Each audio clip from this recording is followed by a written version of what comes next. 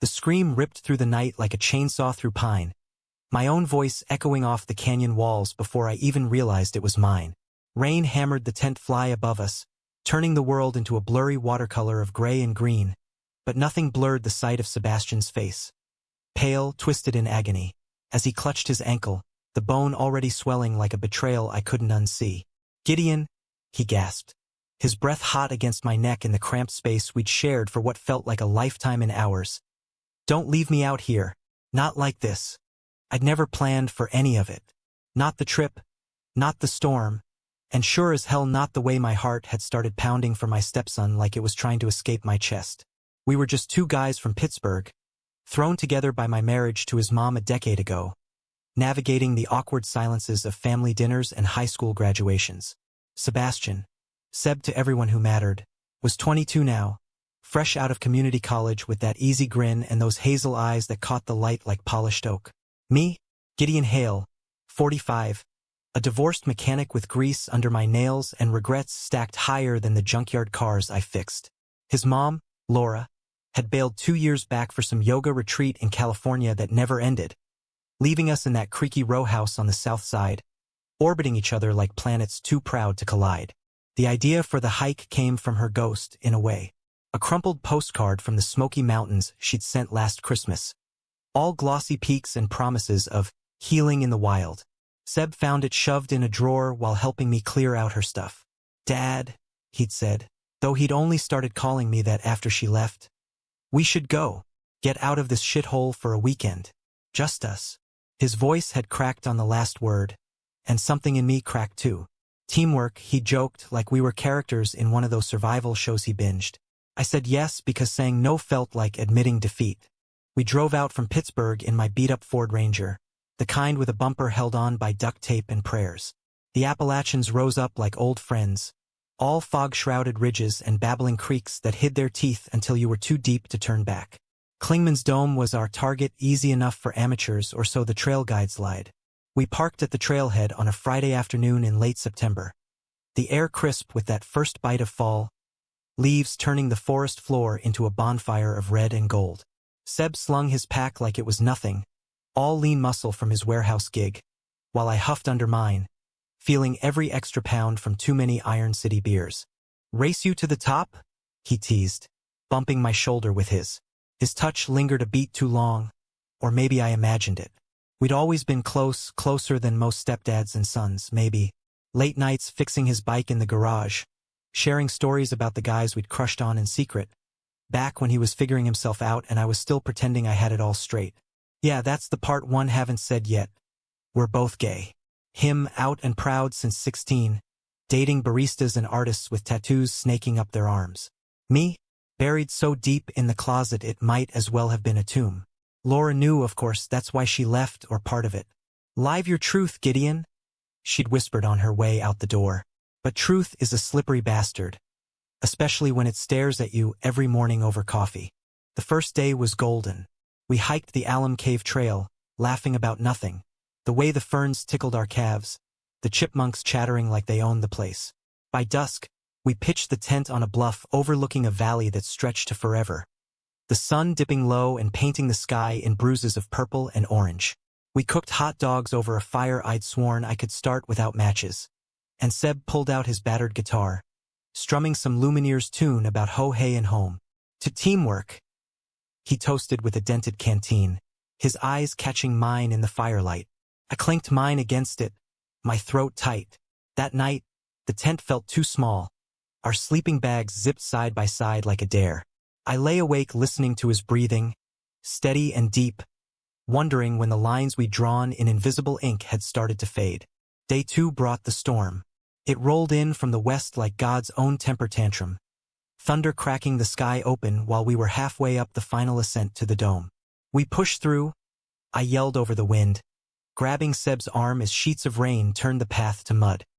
He nodded, but his face was grim, that boyish spark dimmed by the weight of his pack. We were bonded by then, in that way exhaustion forges men, sharing sips from the canteen, pointing out deer tracks like they were inside jokes. But as we crested a ridge, the trail narrowed to a knife's edge above a gorge where the Little Pigeon River roared like it was starving. That's when it happened. A rock gave way under Seb's boot, loose shale, slick as sin, and he slipped.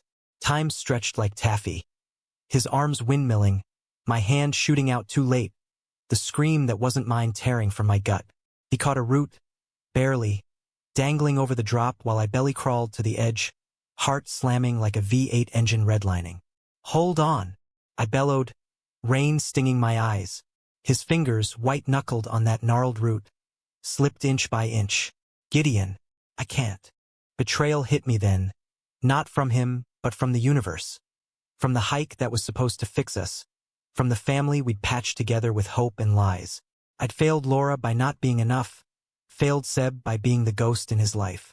And now, this, but love, messy, unspoken, the kind that simmers under stepfamily pretenses, doesn't calculate odds.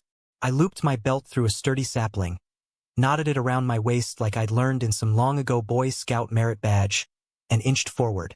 You pull, I push, I grunted, grabbing his wrist. His eyes met mine, wide with terror, but something else flickered there. Trust, raw and real, the kind I'd craved since the day he called me Dad. We hauled like that for what felt like hours, muscles screaming, rain turning our grips to soap. A crack of lightning lit his face, and I saw it all. The boy who'd cried in my lap after his first breakup, the man who'd defended me at a family barbecue when Uncle Ray made his usual cracks about real men. Why'd you stay? He'd asked me once, after Laura left. For you, I'd lied, because the truth, that staying meant watching him grow into someone I could love without permission, was too dangerous. He crested the edge with a final heave, collapsing into me, our bodies tangled in a heap of limbs and mud. We lay there panting, the storm raging on, but safe for the moment. That's when the real thunder broke. His hand on my chest, not pulling away, fingers curling into my soaked shirt. Gid, he whispered, voice breaking. I think I'm falling for you. Have been. And it scares the hell out of me. The world narrowed to that bluff, the gorge a distant growl. Betrayal again, this time mine, for letting it happen. For the nights I'd lain awake imagining his laugh in empty rooms. Seb? I rasped, cupping his jaw, thumb brushing rain from his cheek. Me too. God help me. Kid, me too.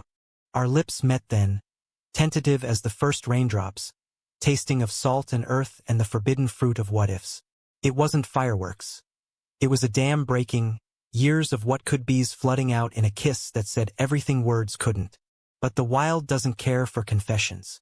Dawn brought the swelling in his ankle, sprained bad, maybe fractured from the fall. We couldn't hike out. The trail was a river now. Bridges washed away on the news we'd glimpsed via spotty signal. Rescue? Hours away if they came at all in this mess. So we hunkered in the tent, him propped on my pack, me foraging what I could. Berries? A rabbit I'd snared with twine and prayers. Teamwork. All right. Him binding my cuts with strips from his shirt, me telling stupid jokes to drown out the pain etching lines on his face. Nights blurred into fevered dreams. His head on my shoulder, my arm around him like it belonged there. We talked then, really talked, about the closet I'd built around my heart, the boys who'd broken his, the way family wasn't blood but choice. Mom knew, he admitted one midnight, stars peeking through a tear in the fly. She told me to take care of you. Betrayal stung anew, but softer now, like a scar forming. We'd been pawns in her escape, but survivors in our own story. The climax came on day 4, when the river rose, flooding our bluff. Water lapped at the tent stakes, the gorge a monster swelling below. Seb tried to stand, grimacing through the pain. We gotta move, Dad. Together. I wanted to carry him, shield him like the father I pretended to be, but he was right. Teamwork meant leaning, not lifting alone. We rigged a splint from branches and my belt, him hobbling on my arm as we scrambled higher, the tent abandoned like a shed skin. Halfway up, his foot caught a root, echo of the fall, and he tumbled, pulling me with him. We slid, rocks biting skin, until a ledge stopped us short, overlooking the chaos. Bruised, bleeding, but alive. There, in the eye of the hurricane, he turned to me, eyes fierce. If we die here, know this, I choose you every time, step or not. I pulled him close, our foreheads touching, breaths mingling. Then we don't die. We fight. For us. Rescue choppers thrummed by noon, spotting our signal fire of wet socks and sheer will. They winched us out. Seb first, his hands slipping from mine with a promise. Pittsburgh. Wait for me. The medevac ride was a blur of IVs and questions, but his wink from the stretcher said we'd made it. Back home, casts and stitches mending, the world waited. Neighbors whispered. Stepdad and stepson. Too close? But we faced it head-on. Therapy sessions unpacking the tangle of love and labels. No grand wedding, no fairy tale. Just two men in a row house, learning to love without apology. Seb got a job at the garage, grease smudging his hands like mine. We'd hike local trails on weekends, his ankle strong again, our steps synced. Teamwork in the wild saved us. But the real wilderness was inside. Betrayals mended, emotions laid bare. Humanistic, yeah. Flawed folks finding grace in the mess. And romantic?